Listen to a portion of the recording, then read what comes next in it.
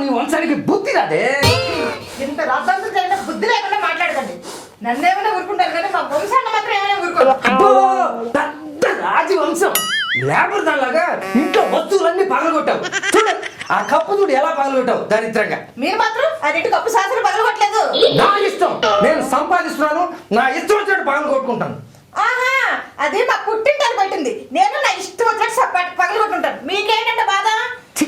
Labour దాంతో మాట్లాడటం నాదే బుద్ధి తక్కువ. ఆహా, నేను లేబర్ దాని అయితే నన్ను కొట్టుకుని మెగా లేబర్ అవుతాను తెలుసా నీకు? నువ్వు సూపర్ లేబర్ వే.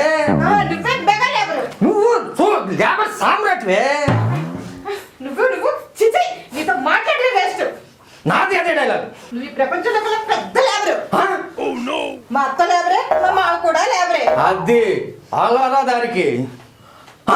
అంటే మా అమ్మా నాన్న కూడా నువ్వు లేబర్ అంటావా? చిచి, నా 3 చీలు. ఎందుకండి మీకు అంత కోపం వచ్చింది? రాదా మరి?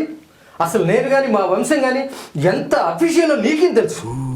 మీరు అఫీషియల్ అయినా దానికి దీనికి ఏంటండి సంబంధం?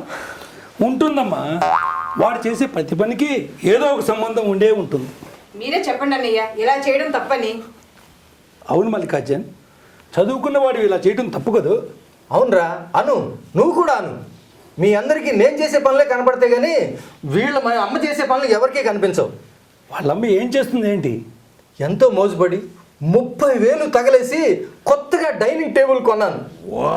చక్కగా ఆ డైనింగ్ టేబుల్ ముందు కూర్చొని భోజనం చేయవమ్మా అంటే వీళ్ళమ్మ ఏం చెప్పిందో తెలుసా? ఏం చేస్తుంది? రమణారెడ్డిలాగా గడకరలాగా నిలబడి కుక్కలా గదుగుతూ ఉంటుంది. చిచి, అదేం పనమ్మా? హాయిగా కూర్చొని తినచ్చుగా మేము కూడా. నా బాధ నువ్వైనా అర్థం చేసుకున్నావురా. Over action చేయకరా, మాట్లాడుతున్నానుగా. మా అమ్మని మీరు అర్థం చేసుకోవట్లేదండి.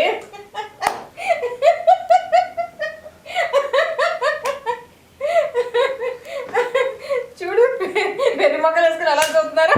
ఏంటి వెర్రి మొక్కల అంటే? నీ ఉద్దేశం చక్కగా కూర్చొని తినండి అని చెప్పే మేమేమో ఎర్రివాళ్ళం, నిలబడి తినే మీ అమ్మేమో మేధాగా. అలా అడగరా.